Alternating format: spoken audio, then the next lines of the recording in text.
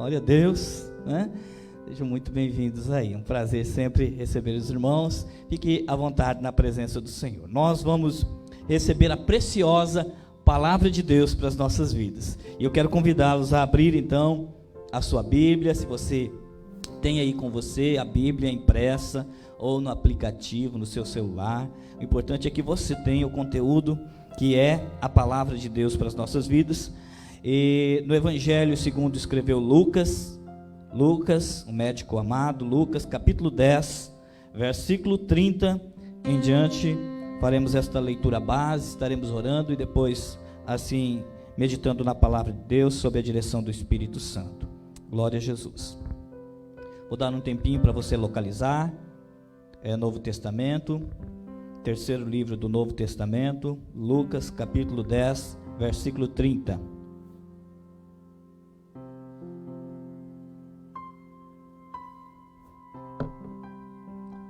Enquanto você abre aí a sua Bíblia, localiza, eu quero assim agradecer aos irmãos que cooperaram ontem no propósito da feijoada lá da Unidade 2.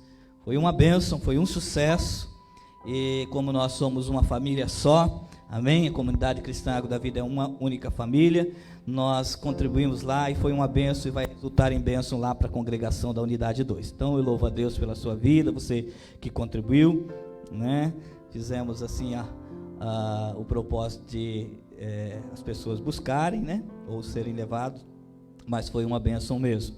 Glória a Deus. Então, que Deus abençoe cada um que cooperou também nesse propósito de alguma forma e que isso resulte em bênção para a sua vida também.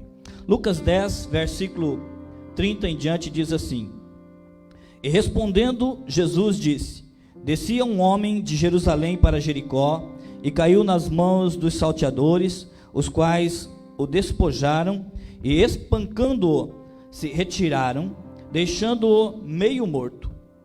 E ocasionalmente descia pelo mesmo caminho certo sacerdote, e vendo-o, passou de largo. E de igual modo também um levita, chegando àquele lugar, e vendo-o, passou de largo. Mas um samaritano, que ia de viagem, chegou ao pé dele, e vendo-o, moveu-se de íntima compaixão, e aproximando-se, atou-lhe as feridas, aplicando-lhes azeite e vinho, e pondo-o sobre a sua cavalgadura, levou-o para a estalagem e cuidou dele. E partindo ao outro dia, tirou 2 dinheiros e deu ao hospedeiro, e disse-lhe: Cuida dele, e tudo o que demais gastares eu te pagarei quando voltar.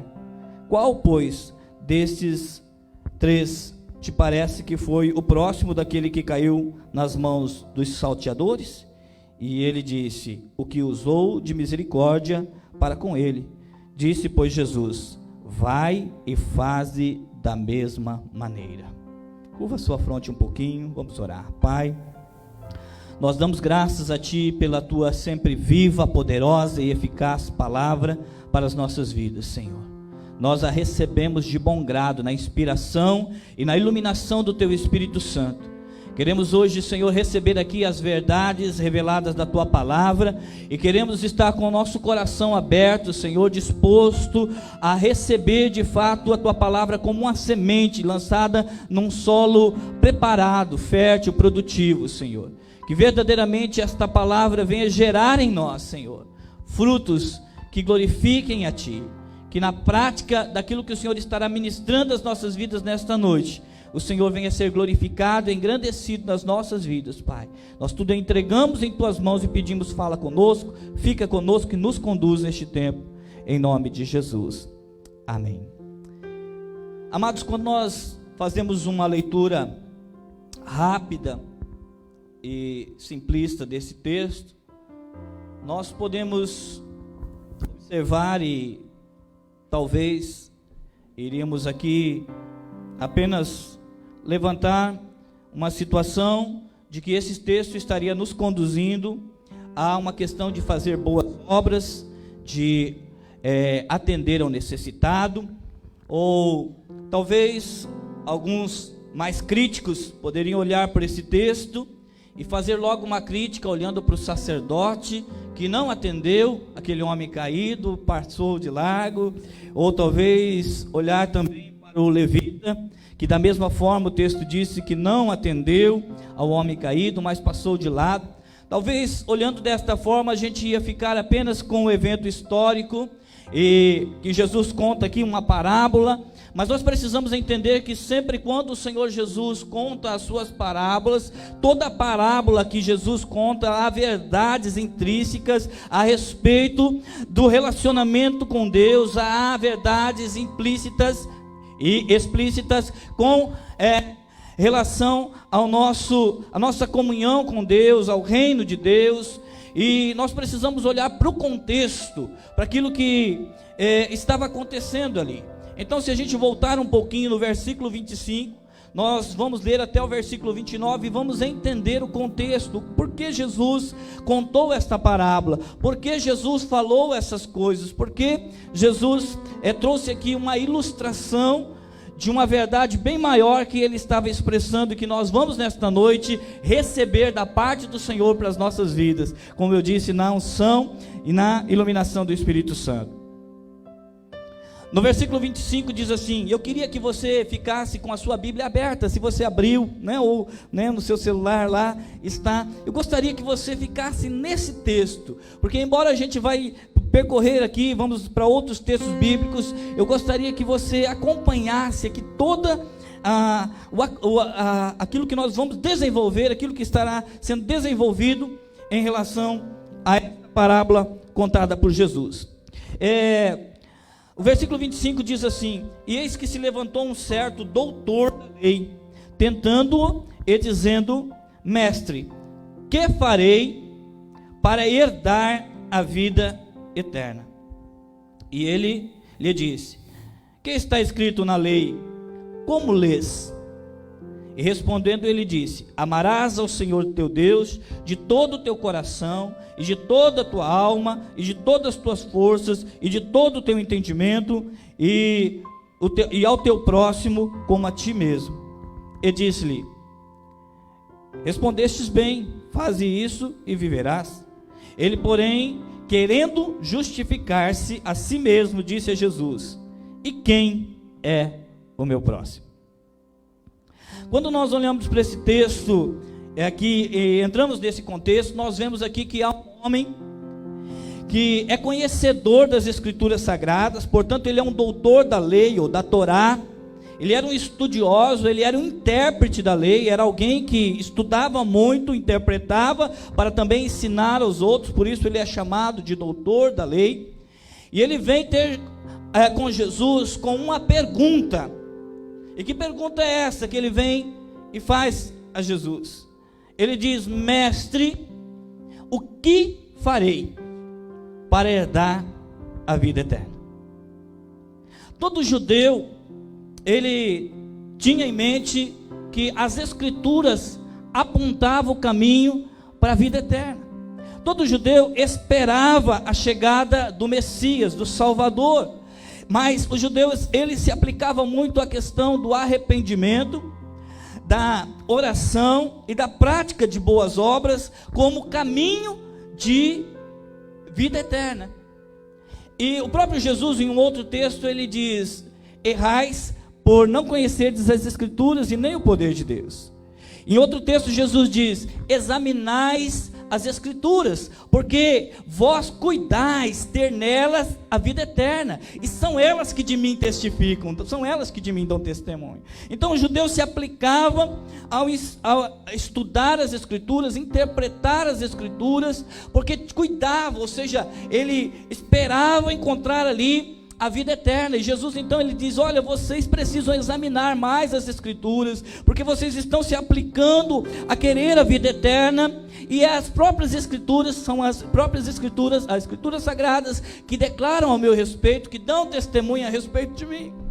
Porque eles ainda não tinham entendido que o Senhor Jesus era o Messias, o Cristo esperado, prometido pelos profetas, o anunciado desde a lei de Moisés, desde a Torá. Então agora Jesus vai perguntar a este homem, quando ele diz: que farei para ter a vida eterna? Jesus diz: o que está escrito na lei? Só que a pergunta não fica só o que está escrito na lei.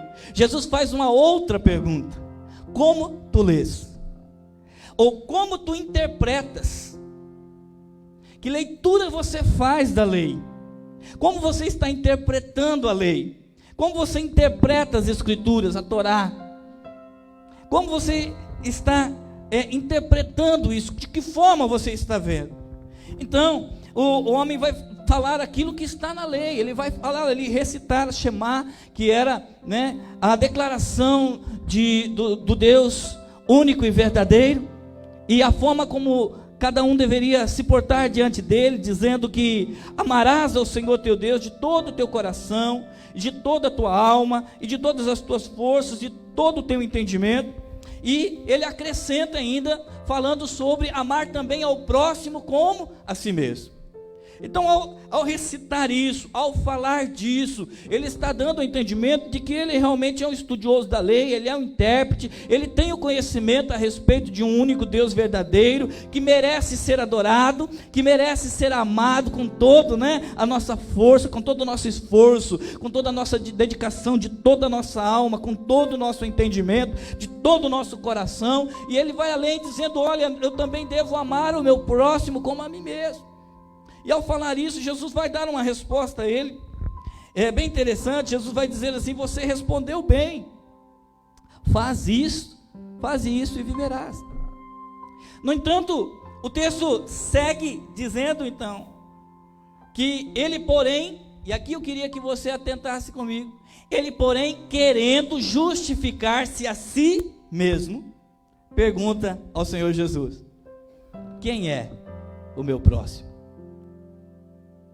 E talvez a resposta de Jesus poderia ser muito simples: olha, o próximo é o que está próximo. O próximo é qualquer pessoa a quem você possa estender a sua mão e manifestar este amor, atender, agir, com misericórdia. Talvez a resposta de Jesus poderia ser essa: olha, o próximo é toda pessoa, não só um judeu, mas também um gentil. Qualquer pessoa é o teu próximo, é alguém semelhante a você, é alguém que você pode amar, estender a mão. Mas Jesus não falou desta forma. Jesus contou então uma parábola. E aí nós vamos entrar agora então a respeito de um significado para além de práticas de boas obras, que também está inserida aqui, mas que nesta parábola Jesus está trazendo, e eu gostaria que você observasse bem na leitura, Jesus está trazendo de forma panorâmica o evangelho da graça de Deus. Jesus está trazendo de forma panorâmica, ao contar esta parábola, o evangelho, as boas novas de salvação em Cristo Jesus. E aí nós vamos percorrer aqui para que você possa entender um pouco melhor, para que todos possam entender bem. O texto diz, Jesus contou, disse assim: descia um homem de Jerusalém para Jericó. Aqui eu gostaria que você observasse aí na sua leitura. O texto está dizendo que um homem descia. Primeiro, está dizendo que um homem, ele não especifica quem é este homem, ele não dá nome a este homem, ele não fala se esse homem é judeu, se é samaritano, se é um gentil, ele não fala quem é este homem, ele só diz um homem descia de Jerusalém para Jericó. Então, quando Jesus fala deste homem, eu quero que você procure captar isso pelo Espírito Santo que está aí ministrando a sua vida agora, que quando Jesus fala deste homem, ele está falando da humanidade. Neste homem que descia de Jerusalém para Jericó está representada a humanidade, você e eu. Por quê? Vamos analisar um pouquinho, amados. Jerusalém ficava no monte, por isso o Salmo 125 diz que os que confiam no Senhor são como o monte de Sião, que não se abala, mas permanece para sempre. Porque Sião também, Jerusalém também é chamada Sião, o monte onde Jerusalém estava estabelecida. Jerusalém estava num lugar alto. Jerusalém, biblicamente, representa um lugar de comunhão com Deus. Biblicamente, Jerusalém representa um lugar da intimidade com Deus. Jesus, o próprio Jesus, descreve Jerusalém em Mateus 5:35 como a cidade do grande rei. Então Jerusalém é representada na Bíblia, embora teve as suas passagens históricas. Jerusalém era um lugar onde foi escolhido por Davi ali para trazer a arca, onde Davi morou, onde ali estava estabelecido. E Jerusalém era o lugar onde todo judeu ia todo ano adorar ao Senhor. Era um lugar de intimidade, lugar de comunhão, lugar de bênção de Deus. Diga comigo, lugar de bênçãos. Ambiente, diga ambiente de comunhão. E Jericó, o que representa Jericó? Jericó, embora o significado de Jericó significa perfumado, nós sabemos que Jericó, ela, depois que foi conquistada pelos hebreus, foi a primeira cidade em que eles entraram, e os muros caíram, aquela cidade ela foi amaldiçoada. E eu queria mostrar isso para você na Bíblia. E se você quiser acompanhar, o texto está lá em Josué, capítulo 6.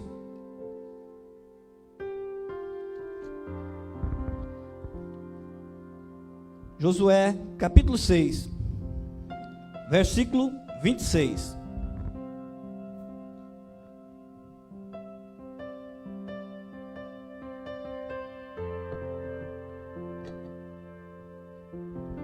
Que diz assim: e naquele tempo Josué os esconjurou, dizendo: maldito diante do Senhor será o homem que se levantar e reedificar esta cidade de Jericó.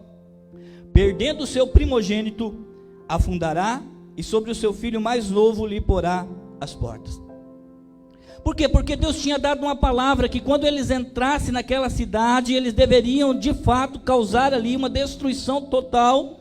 E Josué diz: agora ela não pode ser reedificada mais. Portanto ficou uma cidade amaldiçoada, ao ponto de que alguém mais tarde, não observando esta palavra, foi reconstruída essa cidade. E aquilo que Josué aqui pronunciou aconteceu na vida deste homem. Está em 1 Reis, primeira dos Reis, capítulo 16, versículo 34. Só estou mostrando para você como que a palavra se cumpre. E aqui em 1 dos Reis, capítulo 16, versículo 34, diz assim: em seus dias, Hiel, o Betelita, edificou a Jericó. Morrendo Abirão, seu primogênito, afundou. E morrendo Segube, seu último, pôs as suas portas, conforme a palavra do Senhor que falara pelo ministério de Josué, filho de Num. Josué havia pronunciado isso: olha, essa cidade não pode ser reconstruída, porque se alguém quiser reconstruir essa cidade, quando ele colocar a pedra para fundar essa cidade, vai morrer o seu primogênito.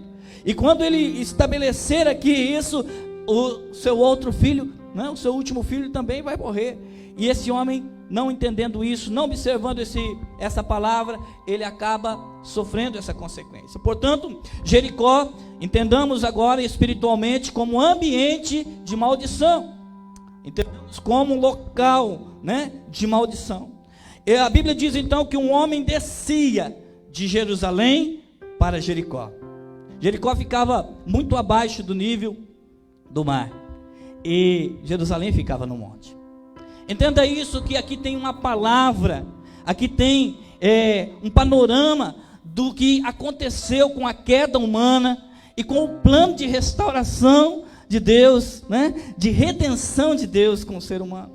Todos nós, entenda isso, todos nós, através do pecado de Adão, entramos em decadência, entramos nesse estágio de estar indo a declínio, espiritualmente falando.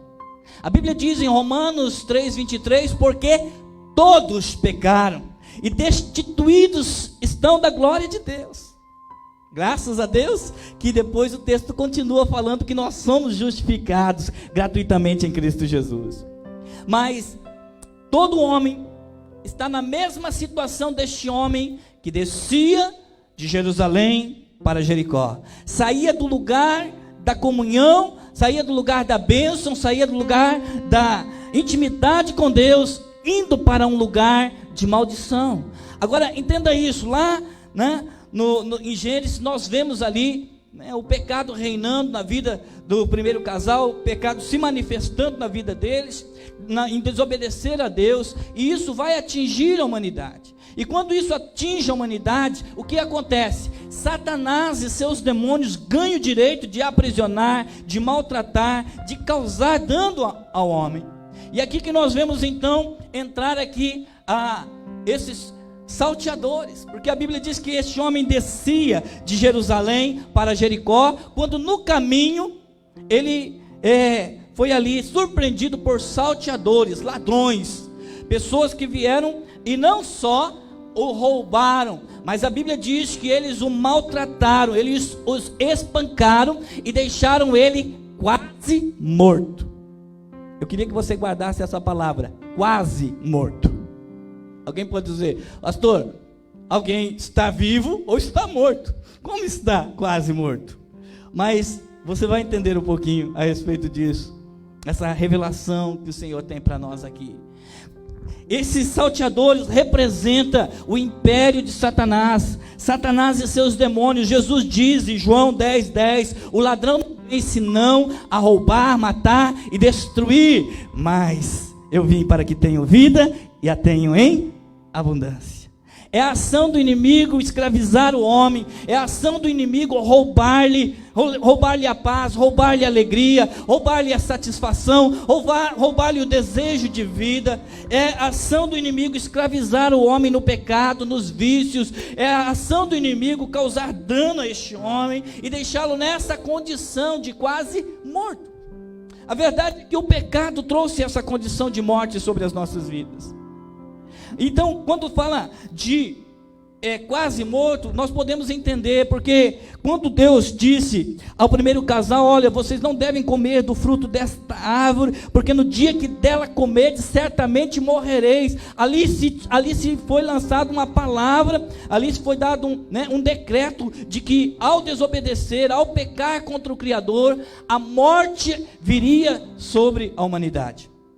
Mas uma coisa que nós precisamos entender, querido, desse quase morto, é que embora nós estávamos nesse estado, caminhando para a morte, ou seja, nós estávamos condenados a morrer, ainda há esperança. Aqui que entra algo tremendo, porque esse homem, apesar de estar espancado, apesar de ter sido saqueado, apesar de estar ali, vamos dizer, em coma, em situação mesmo, né? Esperando a sua morte, ele vai ser ajudado. Ele vai receber ajuda. Ele vai receber salvação. Ele vai receber alguém que vai de fato trazer sobre ele, primeiro, o alívio que ele precisava, e depois levá-lo a um lugar para tratar dele, e depois nós vamos prosseguir aqui. Só que quando a gente olha para esse texto, a gente vê Jesus colocando aqui dois personagens. O primeiro, o sacerdote. Mas atente para isso. O que eu achei mais interessante é que o texto diz, e aí eu quero voltar aqui em Lucas no texto, porque eu disse para você ficar com a Bíblia aberta aí. Diz assim, ocasionalmente, versículo 31, diz assim, e ocasionalmente descia, preste atenção nessa palavra, pelo mesmo caminho, descia pelo mesmo caminho o sacerdote, certo sacerdote. O que acontece aqui, irmãos, não é simplesmente que esse sacerdote, ele se omitiu a dar socorro àquele homem. Quando a gente faz uma leitura bem rápida, a gente pode aqui até criticar o sacerdote, ou até pegar esse texto para criticar algum líder, para criticar a igreja, para criticar alguém. Mas vamos entender que esse sacerdote, ele está na mesma condição deste homem. Ele está descendo de Jerusalém para Jericó. Ou seja, ele está fazendo o mesmo caminho de declínio. Porque a Bíblia diz que Deus olhou dos céus e na terra não viu um justo sequer. Todos estavam na mesma condição de declínio. Então, para muito além do que este sacerdote omitiu o socorro, ele não podia socorrer. Ele não tinha condições de socorrer, porque ele estava na mesma situação de sair da comunhão para ir para o lugar de maldição. Ele estava na mesma situação de declínio. Esse sacerdote também compreende que um período, há 3 períodos específicos, biblicamente. Um período que vai de Adão a Moisés. É um período onde ainda não havia a lei estabelecida, a Torá. Mas já existia o pecado. Já existia necessidade de obediência a Deus. Só que neste período os homens sacrificavam, faziam suas ofertas ao Senhor, sem a necessidade de um culto estabelecido, um sacerdote estabelecido. Então eles eram seus auto-sacerdotes. Eles faziam, cada um por si, a sua expressão de se chegar a Deus. Portanto, nós vemos em Gênesis 4, a história de Caim e Abel, seu irmão, que ambos vão oferecer um sacrifício, uma oferta ao Senhor. E ali já existia isso, e já existia o pecado, né, reinando naquele tempo. Embora ainda a lei não tinha chegado para manifestar, dar força ao pecado e mostrar para o homem que realmente ele não conseguiria se salvar, mas o pecado já reinava, tanto que Deus chega para Caim, depois que o seu coração se irou, por Deus ter recebido a oferta de Abel e rejeitado a ele, e Deus chega para ele e diz: por que você procede assim? Se você proceder bem, você também não será aceito. Mas o pecado já está aí à porta, cumpre a você dominar. Então, queridos, nós precisamos entender que a obediência não veio com a lei.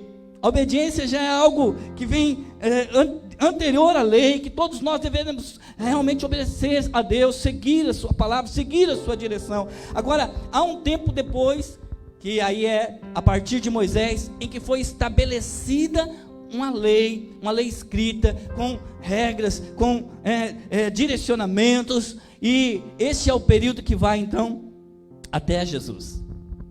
E esse é um período em que há uma letra, e nós precisamos entender. Paulo diz a respeito da lei que ela serviu de aio, e aio, aqui não é o aio que você coloca de tempero na comida. Aio é um professor, um instrutor, alguém que era separado para cuidar dos filhos menores, até que chegasse à maturidade, para então entregar aos seus pais. Então, é interessante que ele diz que a lei nos serviu de aio para conduzir a Cristo. Ou seja, a lei de Moisés foi necessária, e ela veio para quê, queridos? Para mostrar para nós a força do pecado. Ela veio para mostrar para nós a nossa incapacidade de nos salvar por nossas próprias práticas de justiça. A lei veio para deixar claro que todo homem precisa de um Salvador, todo ser humano precisa de um Redentor. Eu e você, todos nós precisamos dessa salvação. Pela lei ninguém podia se salvar. Tinha figuras que apontavam para Cristo. Os sacrifícios apontavam para Cristo. O sacerdócio apontava para Cristo. Muitas coisas na lei apontavam. O próprio sábado instituído na lei, que já estava também presente antes, apontava para um descanso em Jesus. Agora, entendendo que depois, quando vem Jesus, estamos vivendo um novo período.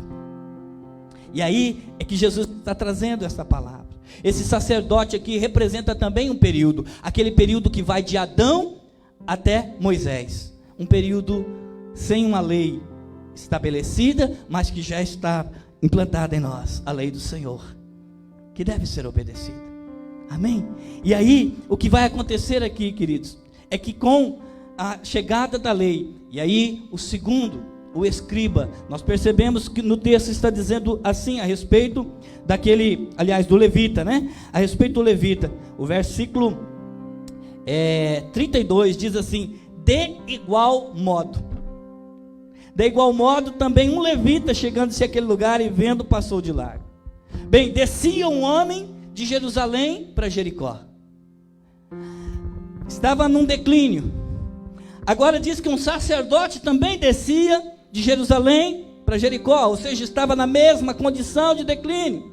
Agora diz que da mesma forma o levita, então certamente ele também descia, estava também numa condição de declínio, e ele também não pôde atender aquele homem, porque não foi só uma questão de omissão, era uma questão de impossibilidade, incapacidade, ele não podia salvar. Ou seja, não há ninguém que possa te salvar, a não ser Jesus Cristo, o nosso Salvador e Senhor. Não há ninguém que possa nos trazer salvação, vida eterna. Lembra que a pergunta, vamos voltar, qual foi a pergunta do homem a Jesus, do mestre da lei a Jesus? Mestre, que farei para ter a vida eterna? Então Jesus está ali respondendo através da parábola, está mostrando essas verdades aqui, que estão reveladas nesse texto, mas que muitas vezes nós não entendemos, não nos atentamos, mas o Espírito Santo, ele traz luz para que nós possamos compreender isso.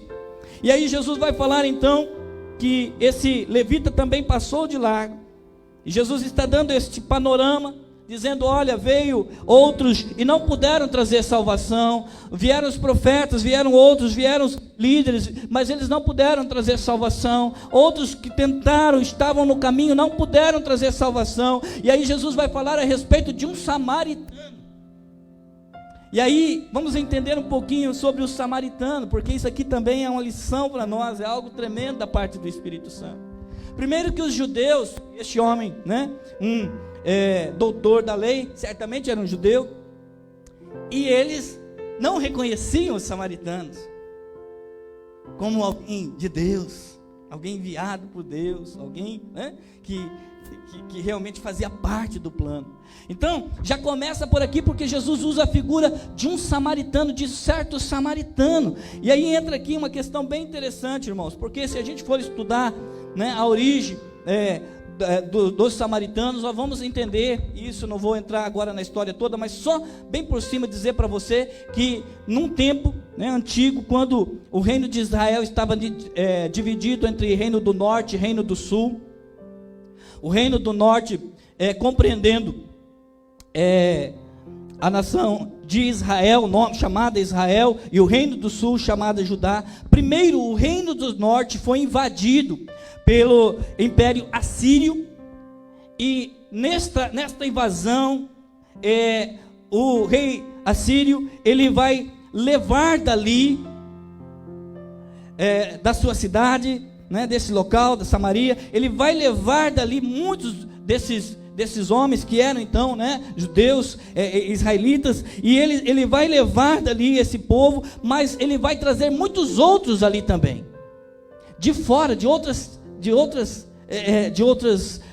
nações, e vai colocar ali. Então vai haver uma miscigenação, e eles tinham a direção para que não fosse assim, da parte de Deus, que eles não deveriam casar com outros povos, eles não podiam ter esse comportamento de casar-se com outros povos. E agora aqui, o que aconteceu? Por isso que houve uma desavença entre os judeus e os samaritanos, por causa dessa situação. Há uma miscigenação, mas isso também tem uma representação espiritual para nós, porque a Bíblia diz que em Jesus não há mais agora judeu ou grego, gentil. Em Cristo Jesus nós somos feitos um só. Ele quebrou a parede da separação. Então tem aqui uma representação também no fato de Jesus apontar aqui um samaritano que vinha. E agora é bem interessante, porque o texto não está dizendo que o samaritano fazia o percurso vindo de Jerusalém para Jericó. É interessante que o texto diz assim: mas um samaritano que ia de viagem. Então eu quero crer que esse samaritano aqui está fazendo o percurso inverso. Eu quero crer que esse samaritano, ele não está em declínio, porque Jesus, ele veio aqui, ele passou um tempo aqui no seu ministério terreno, ele estava aqui de viagem realmente, ele estava aqui para realmente cumprir um propósito, amém, queridos? Mas ele subiu aos céus, de onde ele prometeu voltar nos buscar. E fica bem declarado nesse texto, porque quando nós olhamos aqui, nós vemos aqui que este samaritano que ia de viagem, chegou ao pé e vendo-se, isso aqui é muito lindo, irmãos, moveu-se de íntima compaixão. Quem é que se moveu de íntima compaixão por nós? Quem é que se moveu de íntima compaixão por você? Quem é que disse, ninguém toma a minha vida, mas eu a dou em resgate de muitos? Quem é que a Bíblia diz que, tendo amado os seus discípulos, o amou até o fim? Quem é que de fato se movia de íntima compaixão cada vez que via alguém sofrendo no seu ministério terreno, movia-se de íntima compaixão? É o Senhor Jesus. Então nesse texto está representado, está figurado o próprio Jesus, que movendo-se de íntima compaixão por você e por mim, que estávamos em condição de morte, que estávamos condenados a morrer, ou seja, a uma separação de Deus eterna, Ele vem agora em resgate, Ele vem agora em restauração, Ele vem agora e Ele se coloca no nosso lugar. Ele tem empatia. A palavra empatia significa se colocar no lugar do outro. Ele se move de íntima compaixão. Por isso que a Bíblia diz que Ele tomou sobre si as nossas dores, Ele levou sobre si os nossos pecados, Ele tomou a maldição que era contra as nossas vidas, Ele se fez maldição por nós, Ele se fez pecado por nós. Ele se moveu de íntima compaixão, e o texto diz que então o samaritano, ele vendo aquela situação, ele moveu-se de íntima compaixão, e aproximando, atou-lhe as feridas, aplicando azeite e vinho. O vinho na Bíblia e na própria ceia do Senhor representa o sangue de Jesus Cristo vertido na cruz do Calvário. A Bíblia diz que o sangue de Jesus Cristo nos purifica de todo pecado. É o sangue de Jesus Cristo que foi vertido no Calvário, e o vinho aqui está representado aqui, o sangue de Jesus. O ato de Jesus morrer na cruz por nós, se entregar, seu sangue de ser derramado por nós, está representado aqui no ato desse samaritano agora despejar ali o vinho sobre aquelas feridas, curar aquele homem e aplicar azeite. Azeite fala de unção, azeite fala de uma capacitação, azeite fala de restauração também. E aqui Jesus está então fazendo esse processo. Aliás, Jesus já fez tudo isso por você e por mim. Jesus já fez tudo isso. Ele já se comprometeu em fazer tudo isso. Ele já se entregou em fazer tudo isso. O texto mostra isso, né? Que ele começou a cuidar deste homem, e ele foi além. Então ele vai colocar este homem sobre a sua cavalgadura e vai conduzi-lo a uma estalagem. A gente chama aqui, né, uma pousada, talvez um hotel, uma hospedagem, um lugar de hospedagem. Ele vai levar este homem lá, e ele vai continuar o tratamento curando este homem. Mas aqui entra um outro personagem nessa história, porque a Bíblia diz que após ele fazer ali os primeiros, ele atendeu este homem, ele já livrou este homem lá da condenação da morte. Não havia ninguém que pudesse socorrer aquele homem, não havia, todos que passaram não tiveram condições, não apenas se omitiram, mas não tinham condições de salvar. Mas o samaritano, o bom samaritano, que aqui está representado, mas é o Senhor Jesus, ele olhou, ele se moveu de íntima compaixão. Mais do que isso, ele tinha o vinho, ele tinha o azeite, ele tinha o que era necessário para trazer a cura, para trazer a restauração. E agora ele não só contente com isso, ele não vai deixar aquele homem ali, ele vai levá-lo até uma estalagem para cuidar dele. É isso que acontece com você e comigo, conosco.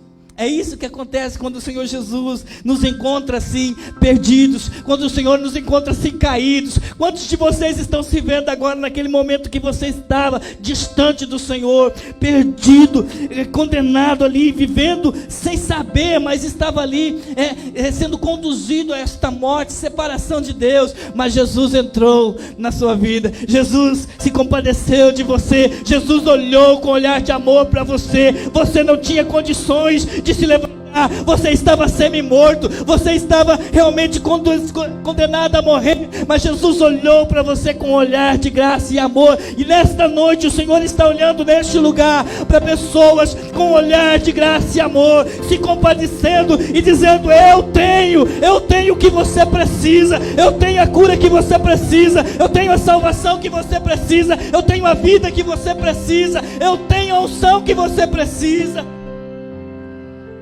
A Bíblia diz que em nenhum outro há salvação. Não há nenhum outro nome dado nos céus, na terra ou debaixo da terra pelo qual nós podemos ser salvos. Em Jesus está a salvação. Quando nós olhamos para esse texto, nós também podemos aplicar que a religião não pode salvar. Porque a figura desse sacerdote e desse levita também pode representar sim a religião, uma tentativa do homem chegar a Deus. E quantos estão vivendo pensando que a religião, a tradição religiosa pode lhe conduzir à salvação? Quantos estão presos na religiosidade, pensando que a religiosidade, a sua tradição religiosa pode lhe dar a salvação? Talvez esteja como este mestre da lei, que se aplicava ao conhecer a lei, mas não sabia ainda o que eu posso fazer para ter a vida eterna. Mas deixa eu te dizer nesta noite, tudo o que você precisa fazer é receber o socorro de Deus na sua vida. Tudo o que você precisa fazer é reconhecer que é um pobre, miserável pecador. Porque enquanto o orgulho do homem o faz pensar que pode por si só se justificar, pode por si só se salvar, ele não aceita o socorro do Senhor na sua vida. Mas quando você reconhece: ó, quão perdido eu estou sem a graça de Deus, ó, quão perdido eu sou sem Jesus na minha vida, quando você reconhece, então você se submete ao tratamento dele.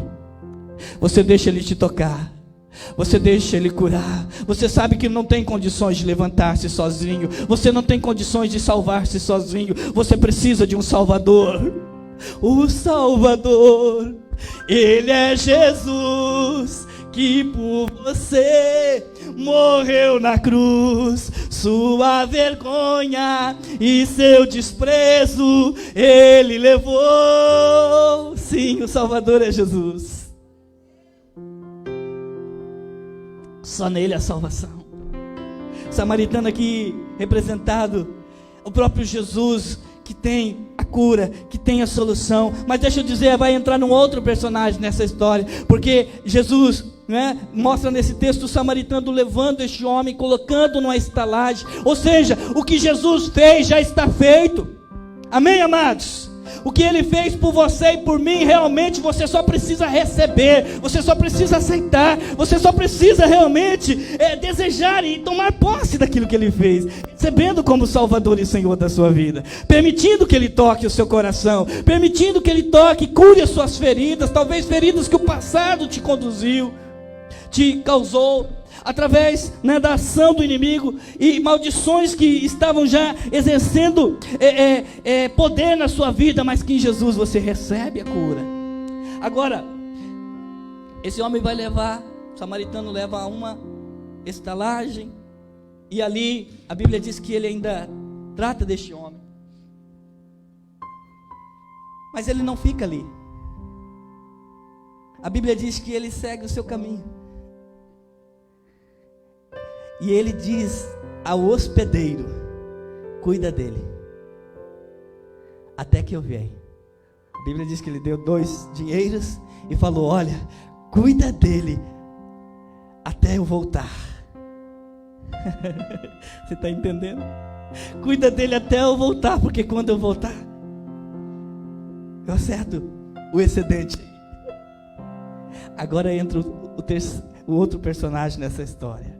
O hospedeiro representa o Espírito Santo de Deus, o bom Consolador, aquele que nos guia em toda a verdade, aquele que gera santificação diária nas nossas vidas. Sim, na cruz do Calvário Jesus já te santificou, justificou, redimiu. Sim, na cruz do Calvário Jesus já te perdoou. Sim, você foi salvo pelo sangue vertido na cruz do Calvário, mas há uma obra ainda que está sendo feita pelo Espírito Santo de Deus na sua vida, uma santificação progressiva até a volta do Senhor. É por isso que você precisa abrir seu coração, permitir que o Espírito Santo trabalhe na sua vida. Já pensou alguém que está ferido, que está machucado, que está precisando de cuidado, dizer: não, eu não aceito, eu não quero, porque tudo já aconteceu na minha vida, já fui salvo, já está tudo bem. Deixa eu dizer para você, muitos estão errando por causa disso, porque estão se fechando à ação do Espírito Santo nesses dias, porque disse: tudo já foi feito na cruz, então eu não preciso mais. Peraí, não toca aqui a minha vida, não fala disso, não mexe nessa área na minha vida, porque eu já estou salvo. E muitos estão fugindo do tratamento que o Espírito Santo está trazendo nestes dias. O Espírito Santo, ele está preparando como a noiva para o encontro com o noivo. O Espírito Santo está trabalhando na igreja, gerando essa santificação que acontece de dentro para fora. É certo que o Espírito Santo atua no nosso interior. A Bíblia diz que é Ele que convence do pecado, da justiça e do juízo. É o Espírito Santo que compulge, ou seja, que conduz ao arrependimento. Mas esta é uma necessidade de eu me abrir para aquilo que o Espírito Santo está fazendo. Quando o Espírito Santo diz: eu preciso tocar nesta área na sua vida. Tudo bem, Jesus já fez. Ele te salvou, Ele te redimiu, mas tem uma área na sua vida que ainda precisa de tratamento. Tem uma área na sua vida que eu ainda preciso mexer. Eu estou aqui, é o meu propósito esse. Eu fui deixado para esse propósito. Eu fui deixado aqui, você ficou aos meus cuidados. Jesus disse: olha, eu preciso ir ao Pai, porque se eu não for, o Consolador, o outro Consolador não virá. Ele falava do Espírito Santo. Mas Jesus prometeu voltar. Em João 14 ele diz: não turbe o vosso coração, nem se atemorize. Na casa do meu Pai há muitas moradas. Se não fosse assim, eu vos teria dito: eu vou preparar-vos lugar.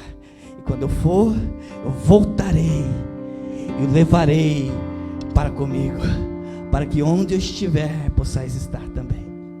Jesus deu uma promessa de voltar. Enquanto Ele não vem, enquanto ainda Ele não chegou, o Espírito Santo, o bom hospedeiro, o bom consolador, o paracletos, a palavra no grego é paracletos, que também significa o ajudador, o auxiliador, é aquele que intercede com gemidos inexprimíveis, aquele que veio habitar em nós. Por isso que a obra começa de dentro para fora. Ele começa a agir em nós, ele começa a mostrar: olha, a sua vida tem algo que precisa ainda de uma mudança, nesta área ainda você precisa ser tratado. Olha, isso que está acontecendo com você aqui é resíduos que ficou ainda e que você precisa agora ser liberto disso. Vamos tratar aqui. Você já pensou alguém que está em tratamento médico e de repente diz assim: não, nessa área não mexe mais. E ela começa a sofrer, porque ali, quem sabe uma infecção, quem sabe uma inflamação, quem sabe algo que precisa ser tratado, uma cirurgia que precisa ser feita, mas ela diz: não mexe mais. E quando o médico, a equipe médica começa a insistir, ela diz: eu vou fugir deste lugar, eu vou me salvar, porque eu não quero esse tratamento, eu não aceito esse tratamento.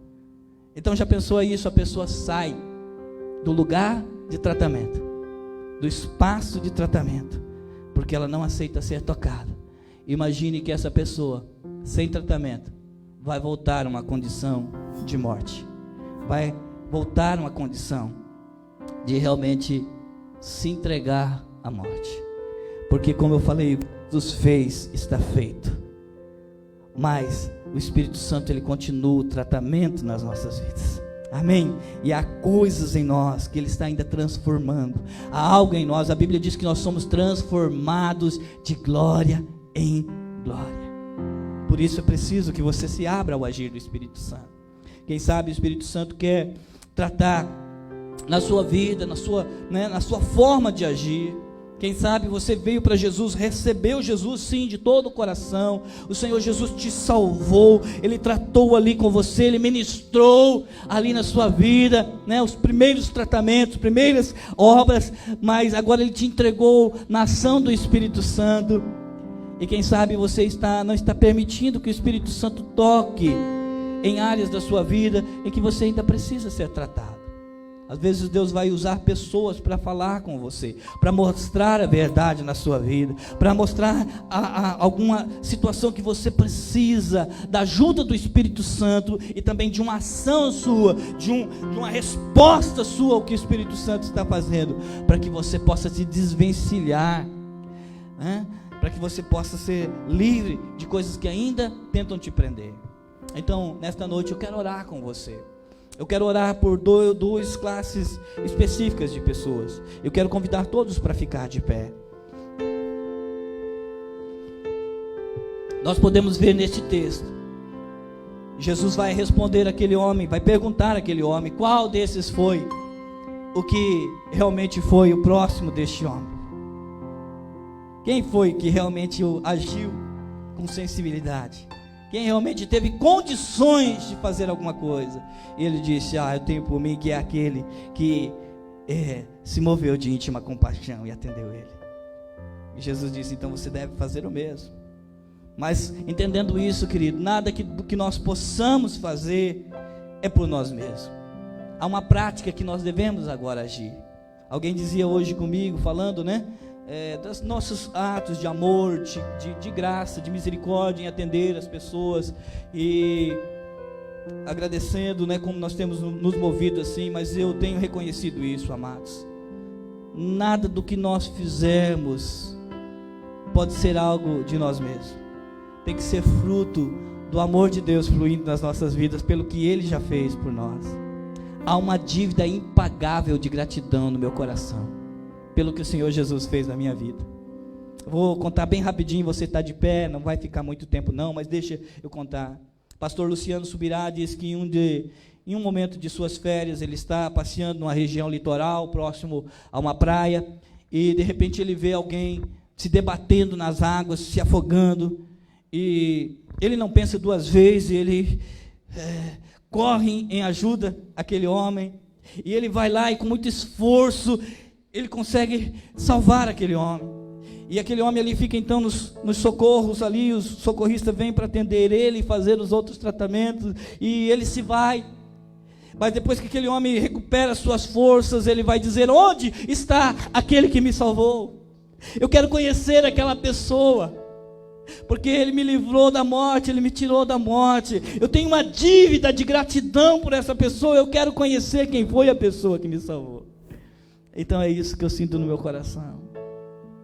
Há uma dívida no nosso coração, uma dívida de gratidão. Então tudo que nós fizermos por amor ao próximo, todas as nossas ações precisam ser movidas por este amor, por esta graça que é derramada nas nossas vidas. Amém? O fluir de Deus nas nossas vidas. E eu quero orar por duas classes de pessoas hoje. Quando eu falo classe, não entenda mal, estou falando, dois tipos específicos, duas situações específicas. Eu quero orar primeiro por você, que nunca na sua vida você deu um passo de fé, de credibilidade ao Senhor Jesus, que nunca você reconheceu e declarou-se pecador diante do Senhor, necessitado da sua graça, necessitado do teu perdão. Eu não estou aqui querendo jogar um peso de acusação na sua vida, por favor, não entenda mal. Talvez até hoje você não tinha entendido isso. Talvez até hoje você não tinha entendido esta mensagem, mas hoje você está entendendo que você não tem condições de salvar-se. É como esse mestre da lei, que ele tentou justificar-se a si mesmo, dizendo quem é o meu próximo. Você não pode justificar-se a si mesmo. Eu sempre tenho dito, alguém que quer se salvar por práticas de boas obras, por se sentir alguém bom, é como alguém que tenta se levantar pegando os cadarços do seu sapato, tentando levantar-se a si mesmo. Você não pode se salvar. Só Jesus tem salvação, só Jesus tem perdão, só Jesus tem vida eterna para você. A Bíblia diz em Romanos 8:1: portanto agora nenhuma condenação há para os que estão em Cristo Jesus. Mas a Bíblia também diz lá no livro de João, no capítulo 3, que a condenação é esta, que ele veio, mas os homens amaram mais a si mesmo do que amaram a Jesus, não receberam o Senhor Jesus. Aqueles que não receberam, caíram, estão em condenação, precisam receber. Então nesta noite, talvez você queira fazer uma oração comigo, talvez você queira hoje orar e dizer: Senhor Jesus, eu te recebo como meu Salvador e Senhor da minha vida, porque eu reconheço que sem ti eu nada sou, sem ti eu sou um pecador perdido, eu estou caminhando para a condenação, mas eu quero, Senhor Jesus, a vida eterna, a vida abundante que há em ti. Eu quero desfrutar verdadeiramente do sacrifício da cruz, dos benefícios que há. Quem sabe nesta noite você queira dizer: Senhor Jesus, também quero ter o meu nome escrito no livro da vida. Eu quero, Senhor, eu recebo a salvação. Então eu quero orar por você. E depois eu quero orar por aqueles que já receberam Jesus como Salvador e que precisam da ação do Espírito Santo em sua vida, e que talvez nesta noite precisam de um toque do Espírito Santo, encorajando, fortalecendo. Quem sabe nesta noite precisa de um toque do Espírito Santo, tratando feridas que ainda precisam ser tratadas. Quem sabe precisa de um toque do Espírito Santo, e Ele já está falando durante a palavra, Ele já está fazendo durante a palavra, mas neste momento específico, talvez você queira um toque do Senhor na sua vida. Eu quero convidar você para vir à frente, como